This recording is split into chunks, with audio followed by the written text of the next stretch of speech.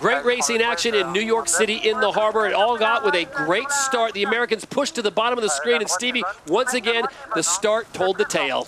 Well, yeah, the French came out swinging here, had a brilliant start, they led away, and I think the story of the day really was if you could lead around a gate, make your own decision at the bottom of the course, you had generally set yourself up for a good upwind leg. Set themselves up for a good upwind leg, but they just made a few too many mistakes and really did slip back in the fleet.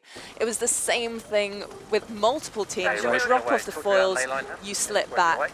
The teams that performed the best today had 100% fly time. And those teams were Canada, Emirates GBR, and New Zealand. Despite the fact, Stevie, that the Kiwis once again did that magic trick where they'll fall back to 5th, 6th, or 7th place, and then they race back up to a top 3. Yeah, they just managed to sort of sail well in the fleet a lot better than the other teams. That, you know, if they are in the pack, they struggle. And if we see the second start of the day here, it was so tight again, but somehow De La Pierre found a gap through the middle of the line. And just being on that inside position, when you've got a short run to Mark 1, if you're on the inside of that first turn, you have a good advantageous place. And De La Pierre did it again, kept the French in the hunt for that grand final. And it was a good performance by the French, but Australia, problems in race 3 of the weekend, but mistakes by the French allowed Australia through. A serious case of deja vu. They're dropping off the foils at that bottom gate. Aussies get the win, and Emirates GBR knew they'd just done enough. The top 5 would get them into the final with the Canadians and with the Kiwis.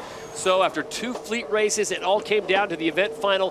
Canada was in, New Zealand was in, as was Emirates GBR. Perfect positioning here by New Zealand. Canadians were fast at the gun, but again, New Zealand were more aggressive with their positioning. Tactically, they were well set up, and from here, they made no mistakes. Canada were faster, but they couldn't quite roll them on that first leg. And it was this move here, Todd, where they really set things up for total control on board New Zealand. They set them up to line it up to turn right in front of them, take the wind from their sails, and in front of Manhattan, it was New Zealand that brought it home. Clinical performance.